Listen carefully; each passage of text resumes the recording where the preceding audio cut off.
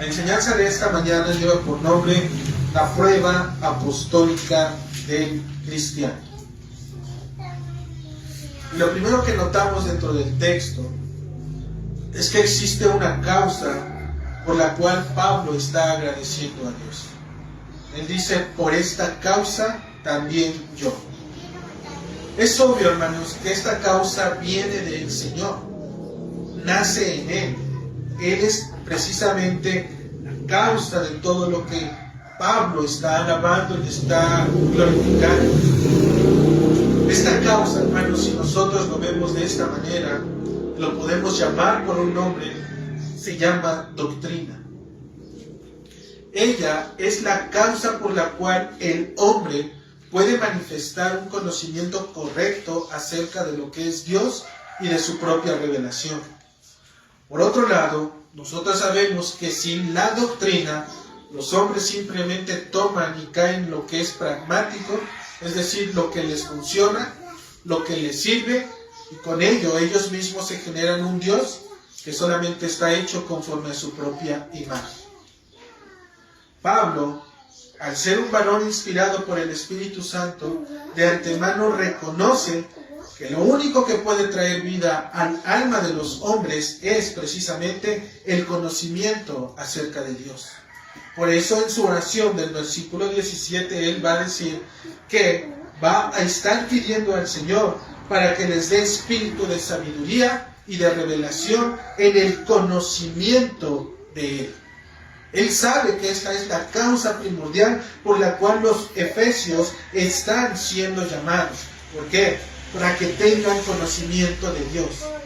Él mismo, hermanos, es testigo de lo que está pasando en la iglesia de Éfeso. ¿Qué es lo que estaba pasando en ese momento? ¿Y qué es necesario para nosotros como iglesia en este siglo de poder también considerar? Tres conceptos, hermanos, que están dentro de nuestros dos textos. El primero de ellos es la doctrina de Dios que embellece nuestra comunión con Cristo. El segundo de ellos es la fe y el amor son el resultado de la buena doctrina. Número 3 es que Dios incorpora a su iglesia dentro de las oraciones de sus santos. Vamos, hermanos, en esta mañana a abordar estos dos versículos bajo estos tres conceptos y vamos a ver cómo precisamente la doctrina va a ser la evidencia, ¿sí? Va a ser el fundamento por la cual se va a dar a revelar o dar a conocer realmente la devoción de un cristiano. Dejemos que la Escritura, mis hermanos, hable por sí misma y nos pueda comunicar las maravillas y obviamente la voluntad de Dios.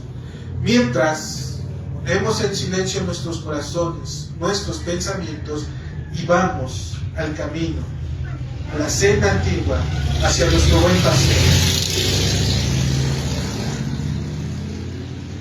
Punto número 1, hermanos, es la doctrina de Dios embellece nuestra comunión con Cristo.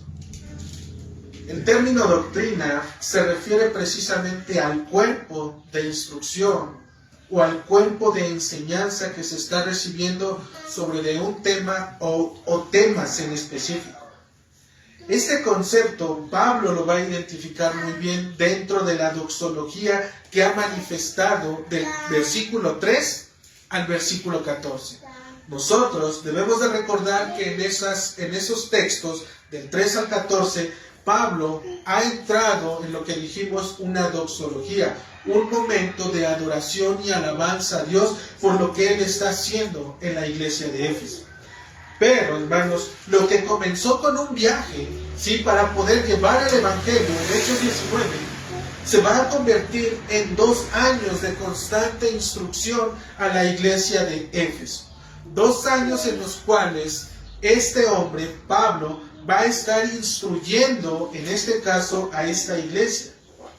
¿De qué las va a estar instruyendo, hermanos? De doctrina.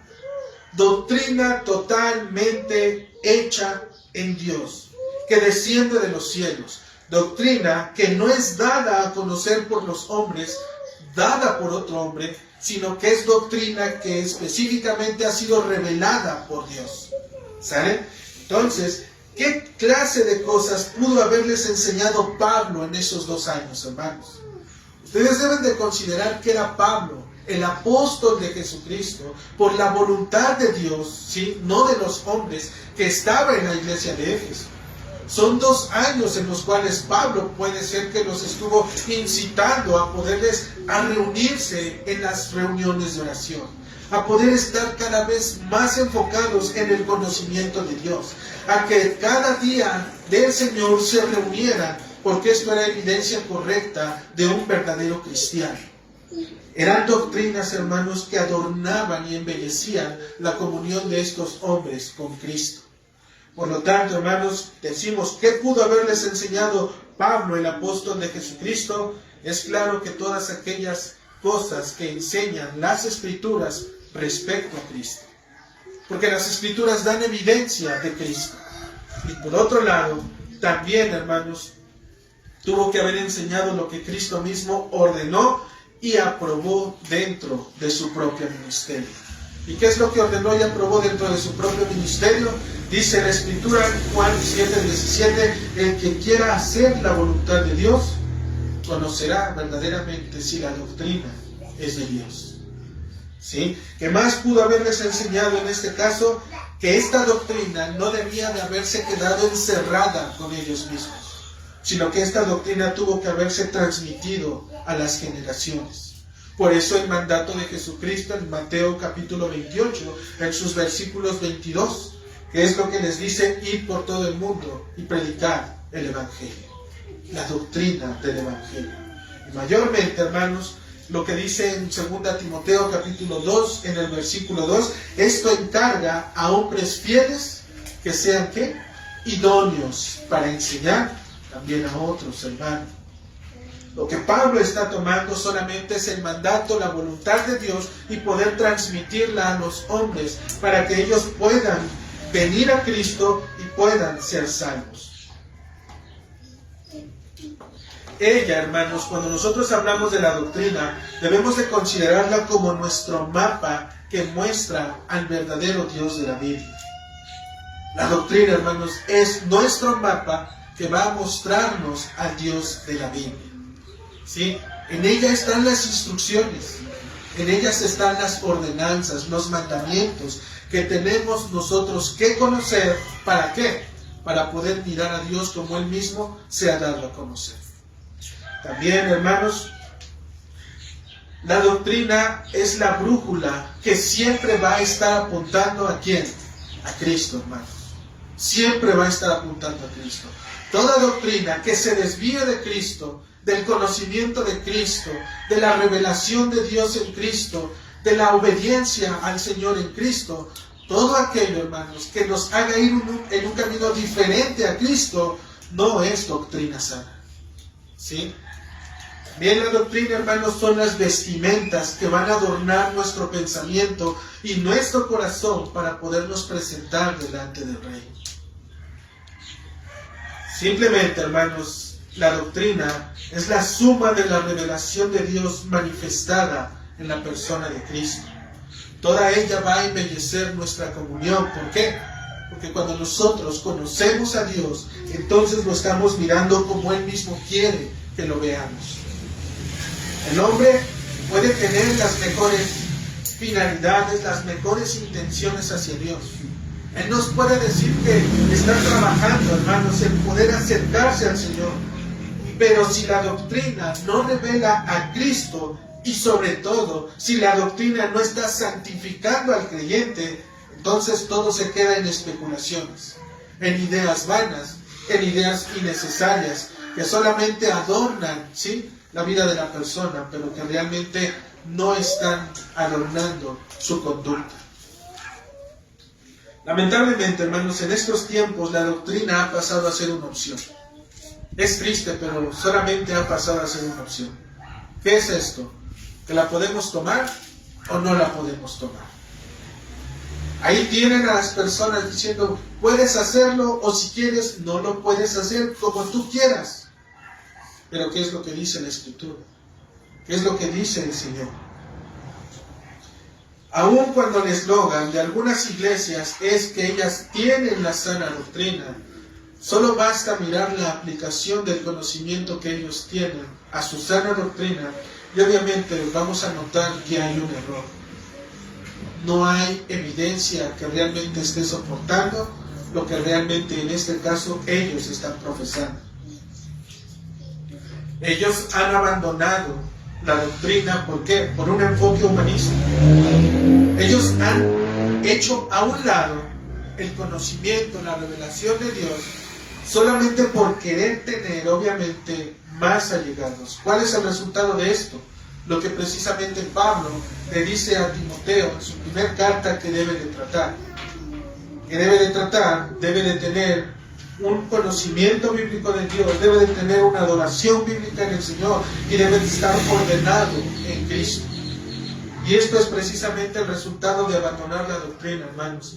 Un desconocimiento absoluto de la revelación de Dios dentro de su propia palabra también va a generar una falsa adoración y va a haber un enorme hueco de estructura eclesiástica. Nadie va a saber cómo hacer las cosas, por qué hacerlas y para qué hacerlas. Solamente, como dijimos al principio, lo que va a funcionar va a ser lo pragmático, lo que realmente sirve. Si hoy sirvió esto, lo van a querer repetir para la siguiente semana. Si les pega otra vez, aunque trajo menos gente, lo van a querer aplicar otra vez. Pero una vez que ya no sirve, ¿qué es lo que van a hacer? Lo van a desechar y van a adoptar una nueva estructura para poder estar trayendo nuevas gentes. Cuando lo que el Señor y lo que Pablo nos muestra es que específicamente lo que necesitamos es doctrina, es enseñanza. Cuando vemos lo que Dios ha hecho en la iglesia de Éfeso, podemos mirar el cuerpo de enseñanza a través de hombres y mujeres renovados, hombres transformados en su mente y en su corazón por el conocimiento de la palabra de Dios, hermano. Pablo les ha enseñado grandes verdades de lo que Dios está haciendo en la iglesia. Él, acuérdense dónde estaba en ese momento cuando está escribiendo la carta. Está en la cárcel, ¿verdad? Él está en la cárcel. Pero sin embargo, él ha escuchado, él ha oído realmente de la fe de esta iglesia. ¿A qué kilómetros viaja la fe para poder llegar hasta los oídos de Pablo? No era como aquí estar en la esquina. Hermanos, él estaba en Roma. Éfeso estaba del otro lado. No podían ir en línea recta. Tenían que viajar en barcos. Eran miles de kilómetros a los cuales estaban separados. Y la fe de la iglesia de Éfeso había alcanzado los oídos de Pablo. ¿Puedes imaginarte el gozo de Pablo? Los recuerdos cuando él descendió en aquel lugar. Cuando llegó y no había nadie y simplemente él empezó a compartir el evangelio. Cuando se acercó 1 o 2 personas apenas para poder escuchar. Pero ahora la fe que está adornando a la iglesia de Éfeso es tan grande que no hay límites que puedan contener la obra de Dios. La fe va más allá de los límites que el hombre ha puesto. Las naciones ponen límites a sus territorios. La fe de Dios no hay límites, hermanos. La fe de Dios va más allá de las naciones. Pablo les ha enseñado estas verdades y el resultado es que ellos han sido santificados. ¿Por qué? Porque Pablo les dice precisamente en el capítulo 1, en el versículo 1, que dice a los santos y a los fieles. A ellos es a quienes está escribiendo. Ellos han recibido esa instrucción acerca de la doctrina, hermanos.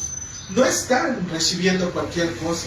Lo que tú debes de ver es lo que está Pablo diciendo, ¿sí? En este caso, cuando dice, por esta causa también yo.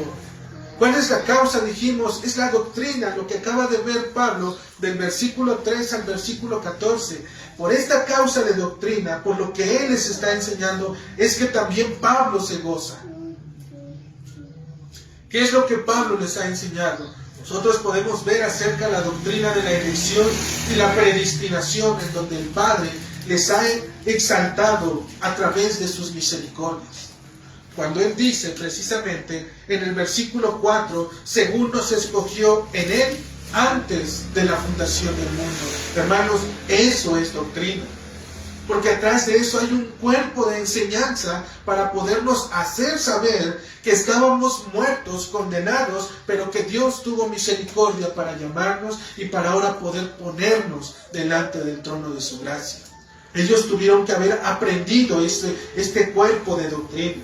Ellos tuvieron que haber aprendido también acerca de la predestinación, que ya estaban escogidos, apartados para Dios, para que en el momento que Dios manifestara su salvación, ellos pudieran responder a lo que Dios ya había hecho desde la eternidad.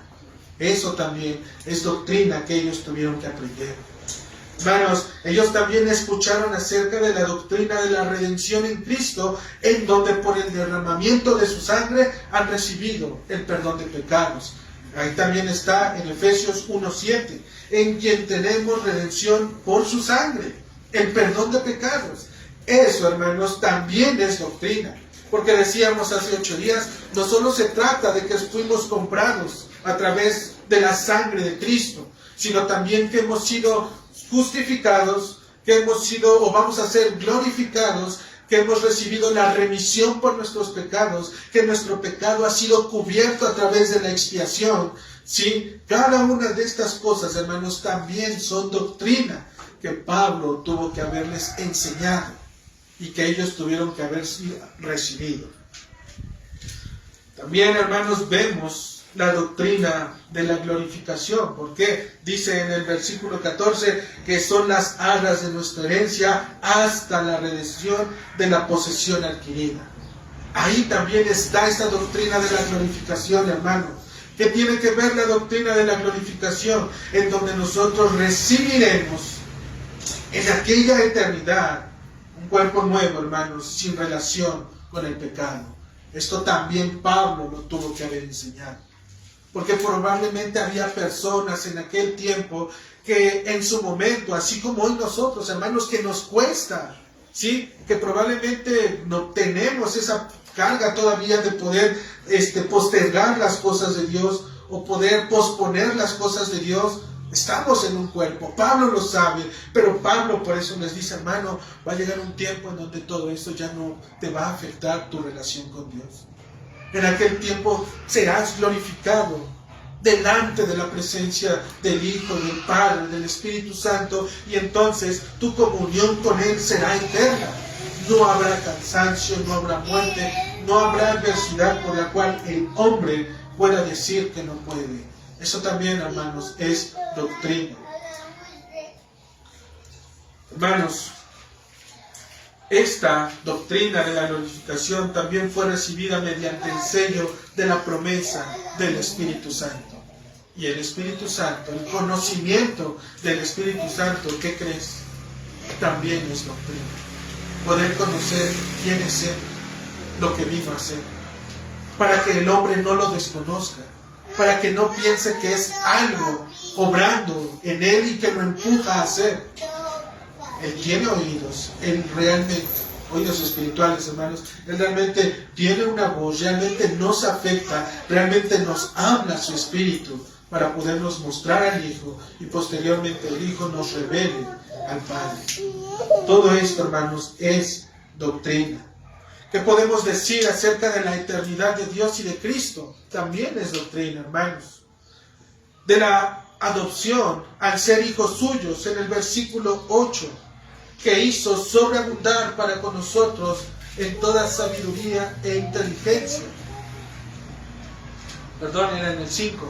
En amor, habiéndonos predestinado para ser adoptados hijos suyos. La doctrina de la adopción. Como Dios nos quita el yugo de la esclavitud al cual estábamos atados en este mundo y que obedecíamos en este mundo, del yugo del pecado, y ahora como Dios nos hace libres de ese yugo y ahora nos hace sus hijos por adopción. Esto, hermanos, también es doctrina.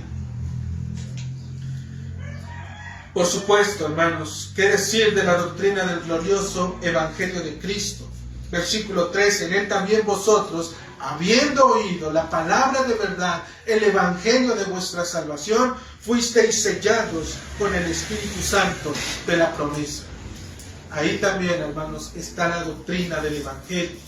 El Evangelio que nos salva, que nos liberta, el Evangelio que nos muestra la vida, la muerte, la resurrección, la glorificación y la eternidad de Cristo delante del Padre.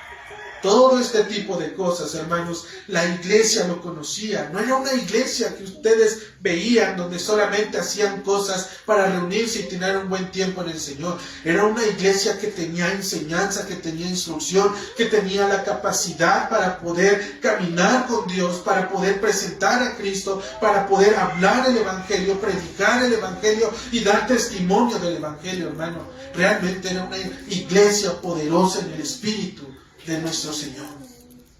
Era una iglesia, hermano, que realmente estaba adornada. Por eso pusimos esta parte de que Dios, la doctrina, nuestro conocimiento acerca de Él, es lo que realmente va a embellecer la vida del cristiano. Que es lo que hacía una iglesia hermosa a la iglesia de Éfeso, la doctrina que tenían acerca de Dios, de Cristo y de su Espíritu. Esto es, hermano, lo que realmente eran cosas maravillosas. El hombre que medita seriamente en cada una de estas doctrinas debe, hermanos, forzosamente sentarse en el polvo de la mano de Job y decir cosas demasiado maravillosas para mí. Yo no comprendía. Cosas demasiado hermosas que sobrepasan mi entendimiento, hermano, son las que Dios dio a revelar. Dice, por tanto, me arrepiento y me aborrezco, dice, en polvo y ceniza. Porque cuando Job miró y contempló la grandeza de Dios, hermano, literalmente cayó en el polvo, como un gusano, y pudo contemplar la maravillosa gloria de aquel que lo estaba llamando. Así el hombre que contempla cada una de las doctrinas, hermano, debe de sentarse junto a Job y decirle, hazte a un lado, porque yo también soy polvo como tú. Se trata, hermanos, de cosas extraordinarias que van a sobrepasar el entendimiento humano. Por tanto, al no existir palabras humanas para poder describir la obra de Dios, es precisamente que Pablo, ¿qué es lo que hace? Adora a Dios. Es lo único que puede hacer, hermano. ¿Y cómo lo hace? Dándoles a conocer a la iglesia de Éfeso que ellos tienen doctrina. Cada palabra que él ha dicho del versículo 3 al versículo 14 de Efesios capítulo 1 es lo que ellos han recibido. Y es lo que ellos están adornando y embelleciendo su comunión con Cristo. Hermanos, esta doctrina que embellece nuestra comunión con Dios es la primera parte realmente de la prueba apostólica para poder identificar a un cristiano. Es la primera parte que sirve como prueba para poder identificar a un verdadero cristiano. Pues si han de ser miembros de Dios, de la familia del Señor, entonces deben de ser edificados sobre el fundamento de los apóstoles y de los profetas. No sobre la emoción, no sobre el sentimentalismo, no sobre el pragmatismo. Es sobre el fundamento de los apóstoles y los profetas, sobre su doctrina. La palabra, hermanos, que nosotros tenemos cuando citamos Efesios 2:20, edificado sobre el fundamento de los apóstoles y profetas, esta palabra fundamento se utiliza de manera metafórica para poder referirse al ministerio del Evangelio de Cristo. Romanos, capítulo 15, en el versículo 20, dice lo siguiente: y de esta manera me esforcé a predicar el Evangelio. ¿Sí? Y de esta manera me esforcé a predicar el Evangelio, no donde Cristo ya hubiese sido nombrado, para no edificar sobre fundamento ajeno. ¿Qué les digo? Que esta palabra tiene que ver con el ministerio del Evangelio. Porque lo que Pablo está diciendo es que él se está esforzando en predicar el Evangelio. Pero él también nos está diciendo que él, su propósito, no es volver a edificar donde el Evangelio ya ha sido puesto, el fundamento, el Evangelio, sino edificar ese fundamento sobre donde Cristo no ha sido anunciado. Eso es lo que nos está diciendo la Escritura. Y también, hermanos, esta palabra fundamento tiene que ver con doctrina. En 1 Corintios, capítulo 3, en el versículo 10,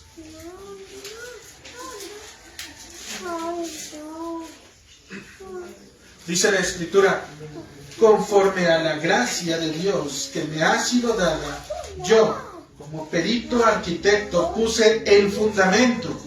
En este caso toma el sentido de doctrina. Dice: puse el fundamento y otro edifica encima.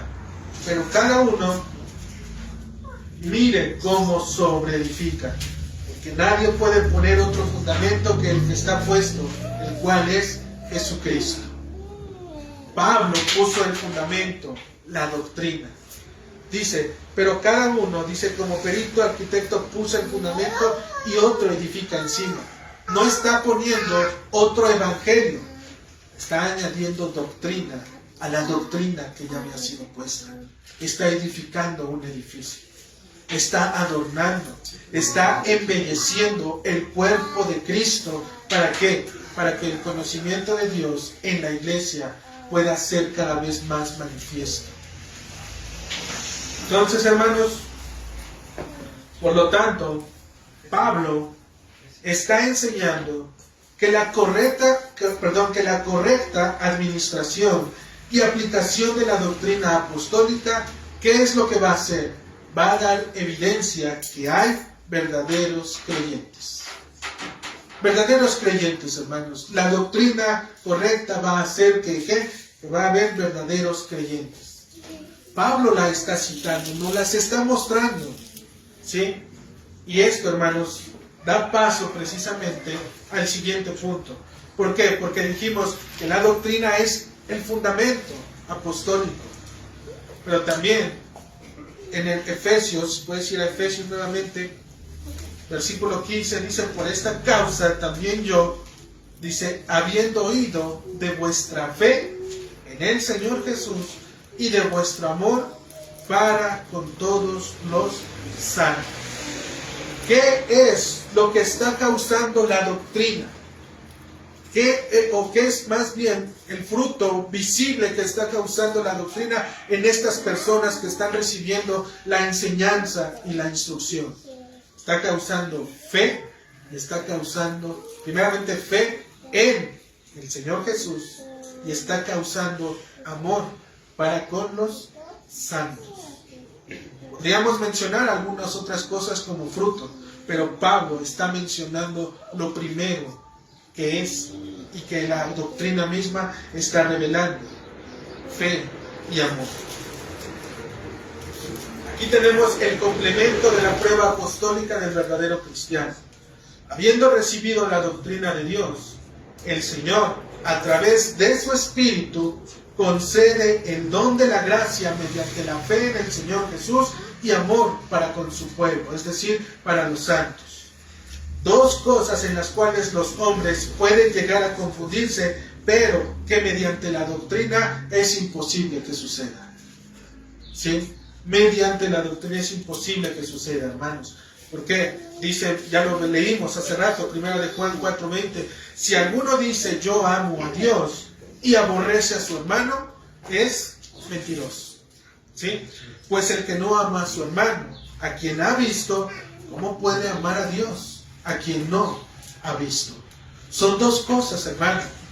La doctrina ha formado el cuerpo de enseñanza que esta iglesia tiene, pero debe de haber un resultado, debe de haber una evidencia de ello. Y aquí está la evidencia, la fe y el amor que ellos están manifestando. Y esta fe y amor es realmente perfecta, porque Pablo está diciendo que ellos están teniendo amor para con los santos. La fe en el Señor Jesús y su amor son la evidencia primaria de ser verdaderos creyentes. La fe y el amor determinaron moverse, como dijimos hace un rato, hacia los oídos del alma de Pablo mientras él estaba en la cárcel. Grande fue el testimonio de la iglesia de Éfeso, tanto de su vida congregacional como de manera individual, que dijimos que su testimonio llegó hasta donde él se encontraba. antemano, hermanos, como dijimos, hay pruebas, pero estas dos son las que Pablo nos está mostrando en la iglesia de Éfeso. En la iglesia de Éfeso fue cimentada, fue levantada con el Evangelio y obviamente con la instrucción. Y esto tuvo que haber traído fe y amor en los creyentes. Estas dos cosas, hermanos, como dijimos, son la primera evidencia. ¿Cómo es que lo sabemos? ¿No son estas dos cosas precisamente en las cuales Jesucristo resume los 10 mandamientos? Fe y amor. Son donde Jesucristo resume toda la ley de Dios. Mateo capítulo 22, versículos 37 y 39. Amarás al Señor tu Dios con todo tu corazón, con toda tu alma y con toda tu mente. Este es el primer mandamiento. Y el segundo es semejante. Amarás a tu prójimo como a ti mismo. Hermano, ¿acaso no para amar a Dios con todo tu corazón, alma y mente necesitas fe? ¿No necesitas creer verdaderamente que Dios está contigo, que habita en tu alrededor, que Él obra, que te ha llamado, que te ha cuidado y que te ha proveído y dotado de su Espíritu para poder caminar en obediencia hacia Él? Ahí está la manifestación de la fe. Y también nuestro Señor Jesucristo va a decir, y el segundo es semejante. ¿Cuál es el segundo? Amarás a tu prójimo. Hermano, yo creo que nosotros debemos de ser cuidadosos cuando leemos la Escritura. Decíamos que cada palabra está bien intencionada, puesta con sabiduría eterna. Porque inclusive el amarás a tu prójimo nos habla del amor ágape. Del amor que es el mismo amor que Dios demostró dándonos a su Hijo. Es un amor, hermanos, que perdona toda ofensa. Es un amor, hermanos, que perdona y liberta de cualquier raíz de amargura. Es un amor que sobrepasa todo entendimiento. En ese amor es que nuestro Señor nos está diciendo, ama a tu prójimo. Hermano, ¿cómo sabemos también que estas pruebas, la fe y el amor, son la evidencia precisamente del fundamento apostólico? ¿No fue también la exhortación de Cristo a la iglesia de Éfeso que les hizo en el libro de Apocalipsis capítulo 2 en el versículo 5? Que volviera a las ¿qué? A las primeras obras. Le está diciendo, vuelve a las primeras obras. La prueba de que el hombre ha creído es cuando por fe, hermanos, aplica la doctrina que ha recibido. Si Dios me ha dicho en su palabra que busque primero el reino de Dios y su justicia, si yo realmente tengo fe, es por lógica y necesaria consecuencia que lo primero que voy a hacer es buscar el reino de Dios y su justicia. Ahí estoy poniendo en práctica lo que la doctrina me está enseñando, porque la he recibido con fe, y una vez que la he recibido con fe, la pongo por obra. Busco de Dios, leo su palabra, asisto a la iglesia, me reúno con personas que realmente edifican mi vida, que me están ayudando a poder santificarme, que me están ayudando verdaderamente a apartarme de lo mundano, de la perversión, del pecado. ¿El resultado cuál es? Que vas a amar a Dios y a su pueblo, a su prójimo. Por eso decíamos que la fe y el amor son el resultado de una buena doctrina. El doctor Martin Lloyd-Jones dice lo siguiente, hermanos, respecto al libro de Efesios capítulo 1, versículo 15. El fundamento apostólico se manifiesta estableciendo el conocimiento de la doctrina y posteriormente dando paso a la aplicación. Y es lo que estamos viendo, hermanos. La iglesia recibió primero ese fundamento, que fue el conocimiento, la doctrina, y posteriormente dio paso a la aplicación. ¿Qué es lo que generó y obró el conocimiento de Dios? Fe en Jesús. Fíjense que no dice Jesucristo, dice en Jesús, haciendo notar su naturaleza humana, Porque ellos están diciendo que sí, Jesús vino a este mundo, que fue un hombre, pero que también era Dios. En esto es que ellos creyeron. Una vez, hermanos, que el hombre recibe el conocimiento de la instrucción, el ojo de la fe en Jesús lo mueve a considerarlo como Señor. Por eso dice fe en el Señor Jesús. Y cuando decimos que Jesús es considerado como Señor, quiere decir que entonces entendemos que Él gobierna, ordena y autoriza sobre el hombre. Es decir, el hombre pierde totalmente toda esperanza en sí mismo. Ya no puede el hombre tener una justicia propia para poder justificarse delante de Dios, sino que ahora, si Jesús es su Señor, le entrega toda su situación judicial a Cristo y ahora espera por fe en Cristo y cree que ha sido perdonado de sus pecados delante de Dios. ¿En qué, hermanos? Porque por Él mismo tenemos redención. ¿Por qué tenemos redención? Por su sangre, el perdón de nuestros pecados. De mano de la fe en el Señor Jesús, hermanos, ahora viene el amor hacia los santos, que es la mayor evidencia de que el hombre ha creído, cuando se entrega de manera total, completa y absoluta. No se reserva nada para sí mismo. No hay nada que yo pueda retener para mí, porque ahora todo lo doy por amor hacia mi hermano. ¿Sí? Nótese, hermano, que no estoy hablando de aquellos que tienen buenas intenciones de hacerlo, sino de aquellos que al hacerlo es notable que la buena intención es con la cual están obrando o con la cual están practicando. Dice la carta de Primera de Juan, capítulo 4, versículos 11 y 12, amados. Juan le está hablando a la iglesia, les dice, amados, si Dios nos ha amado así, debemos también nosotros amarnos unos a otros. Si Dios nos ha dado ejemplo de cómo es que debemos de amarnos, ¿acaso no estamos llamados a ser portadores de la imagen de Cristo? Por lo tanto nos dice entonces, ámense así como Dios nos ha amado. Ámense unos a otros. Nadie ha visto, dijimos, jamás a Dios. Si nos amamos unos a otros, Dios permanece en nosotros. El vínculo del amor, hermanos, entre creyentes verdaderos es la manifestación de Dios. Porque ahí, hermanos, te une un lazo, ya no te une la sangre, ya no te une el compañerismo, ya no te une la amistad, te une algo más en este mundo. Es la familia que Dios te ha dado en Cristo. Por esta familia, hermanos, sí vale la pena morir. Por esta familia, hermanos, sí vale dar la vida, dar todo lo que tienes, ¿sí? Porque por esta familia, hermanos, es por la que Cristo derramó su sangre. No por la familia que no quiere nada con Él. No por los hombres que blasfeman el nombre de Cristo. No por los hombres que le han dado la espalda al Señor, sino por aquellos que Dios ha llamado, que ha santificado, que posteriormente estará uniendo en la iglesia local.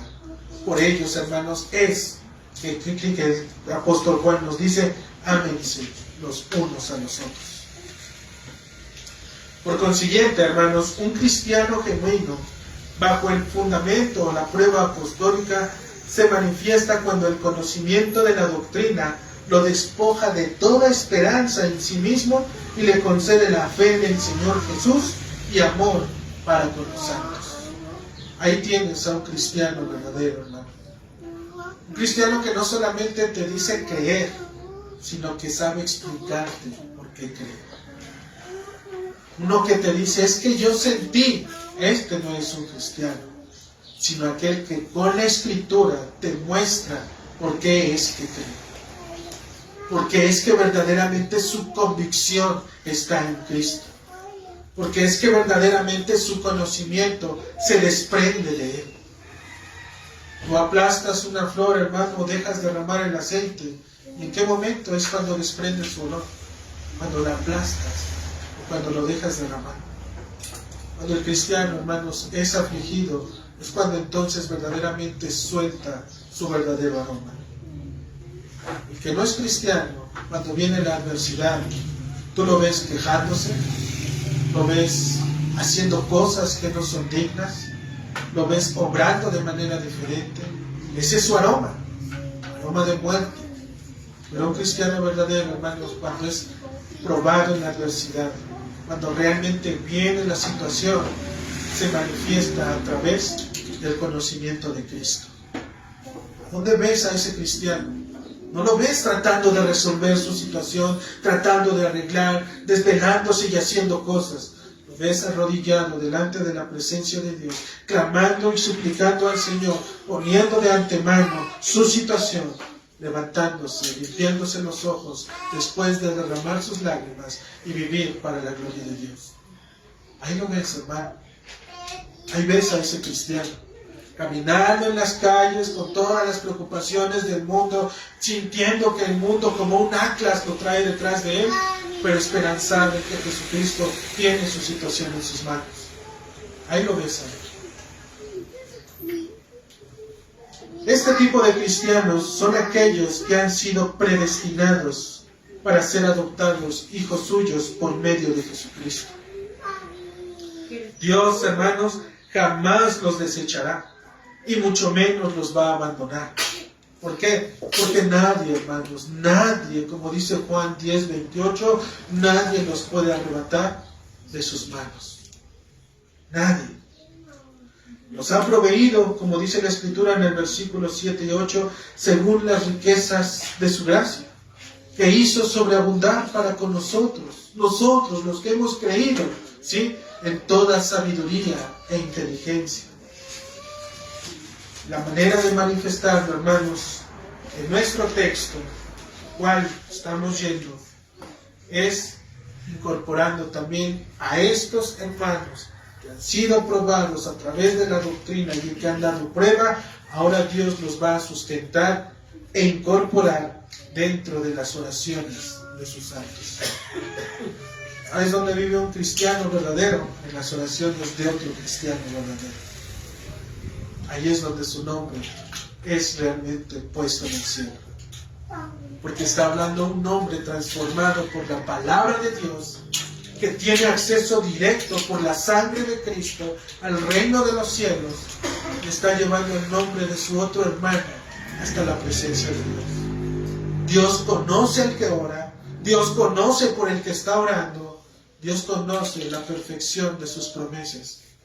Y ahora que Dios nos ha llamado a través de la doctrina y nos ha dado la evidencia de ser verdaderos cristianos, a estos verdaderos cristianos Dios los va a abrazar bajo el abrigo de su iglesia. ¿De qué forma? Punto número 3, dentro de las oraciones de sus santos. Y es lo que dice nuestro texto. Por esta causa también yo, Pablo, habiendo oído de vuestra fe en el Señor Jesús y de vuestro amor para con todos los santos, dice él, no ceso de dar gracias por vosotros, haciendo memoria de vosotros en mis oraciones.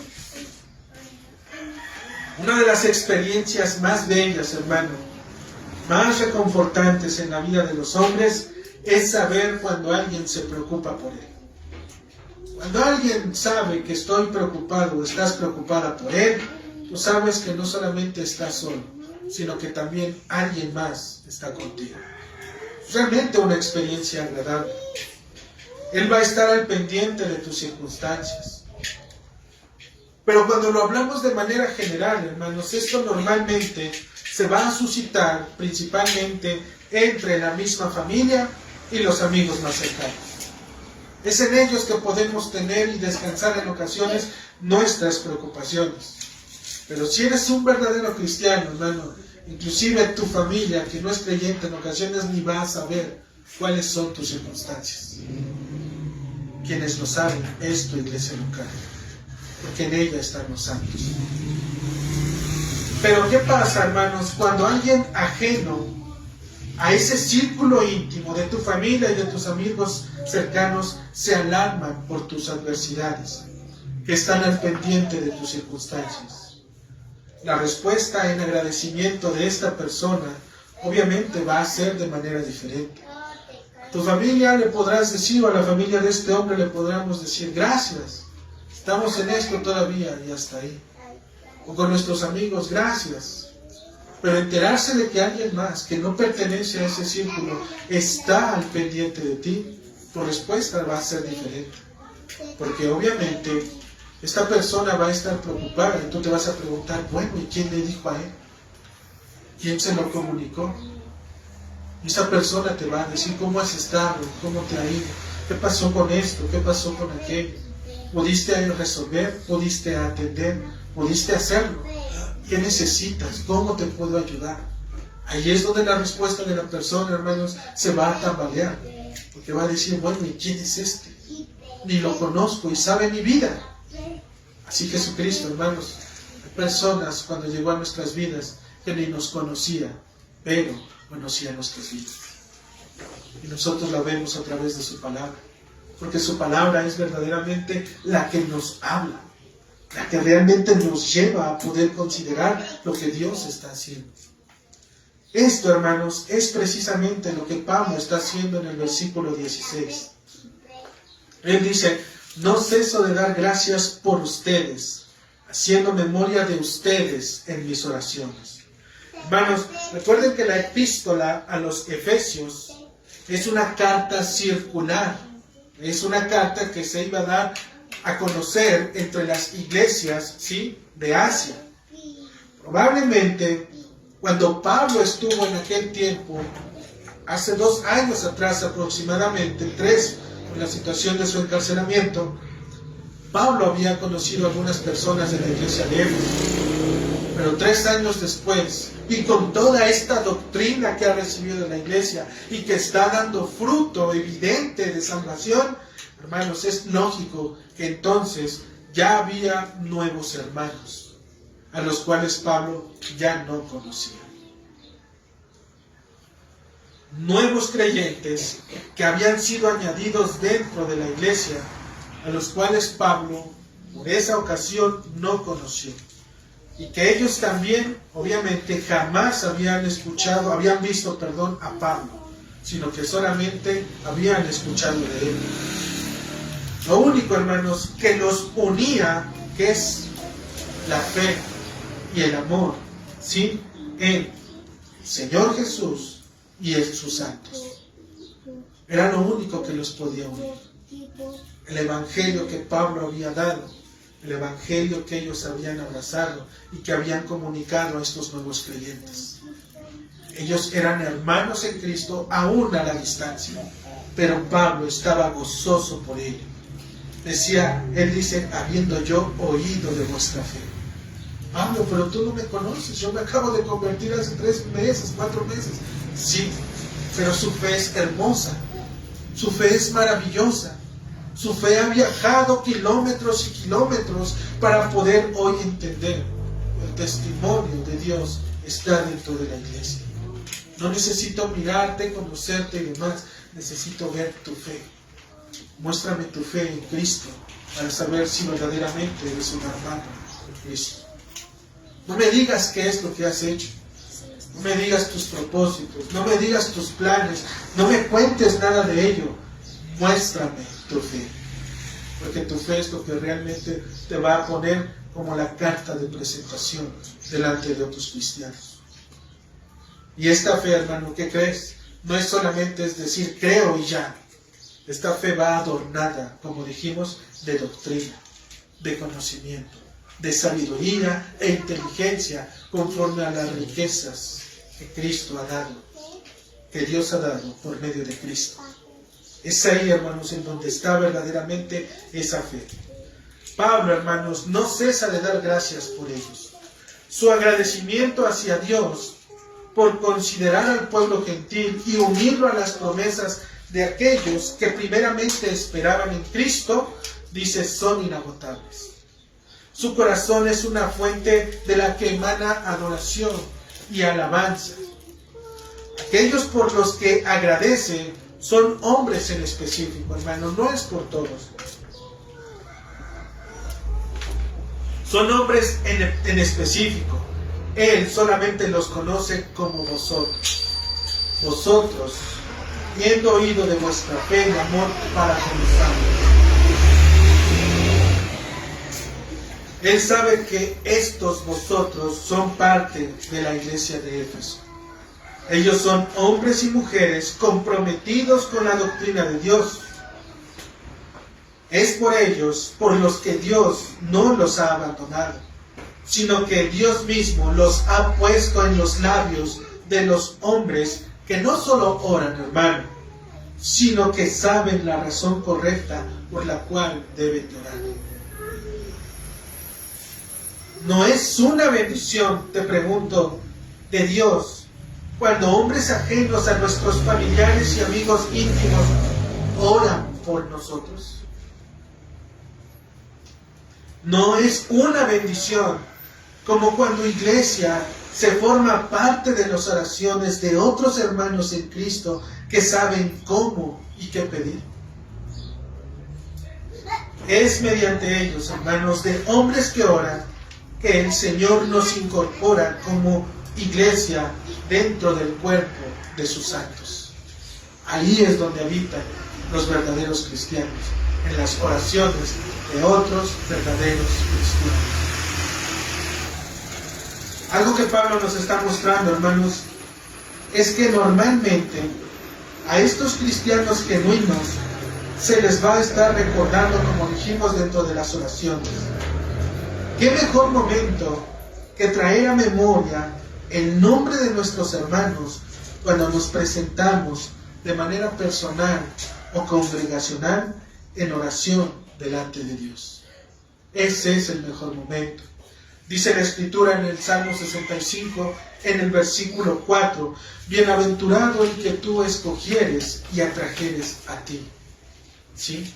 Para hacerlo habitar en tu templo. ¿Y cómo los hacemos habitar en su templo, hermanos? Cuando traemos a esos hermanos dentro de nuestras oraciones. Señor, ellos también son como nosotros.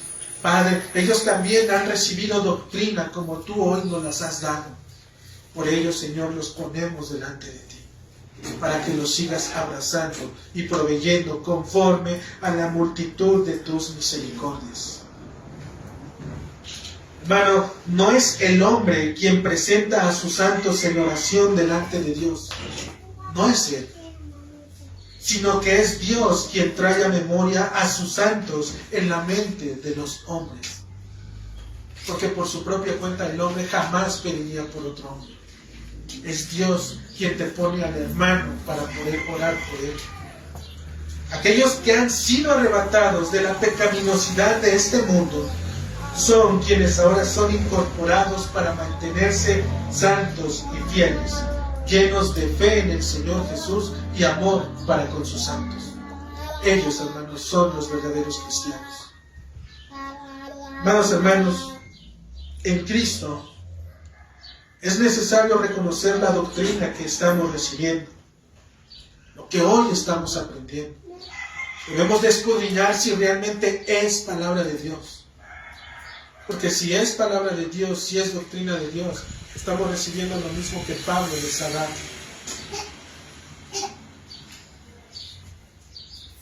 Si la transformación conforme a la imagen de Cristo no es visible dentro de los hombres en la iglesia, el problema entonces no es la doctrina, hermano, sino sus propias convicciones personales que no le permiten poderse entregar verdaderamente a Cristo. Todavía hay mucho de yo dentro de la persona. Todavía hay mucho de, es que yo creo, es que yo pienso, es que yo veo. Y eso es lo que literalmente está estorbando para poder entregarse a Cristo. El conocimiento de la doctrina genera cristianos verdaderos que aman y dependen de Dios en todo momento. La omisión de la doctrina con o sin la voluntad del hombre solo va a cultivar personas con conceptos cristianos pero sin espíritu. Vas a aprender palabras, comportamientos, oraciones. Vas a aprender cosas si no tienes doctrina que solamente van a adornar tu manera externa, pero no hay espíritu en ellas. Están huecas. Son acciones huecas, acciones superfluas solamente. El hombre, hermanos, por lo tanto, necesita el conocimiento de Dios en la mente para ser convencido, en el corazón para poder ser transformado y en su vida diaria para poder ser renovado. Es lo que necesita, hermano. Hermanos, que Dios Padre, a través de Jesucristo y por la obra de su Espíritu Santo, nos conceda realmente seguir avanzando su doctrina para poder seguir siendo transformados conforme a la imagen que es en Cristo Jesús. Amén. Amado Señor,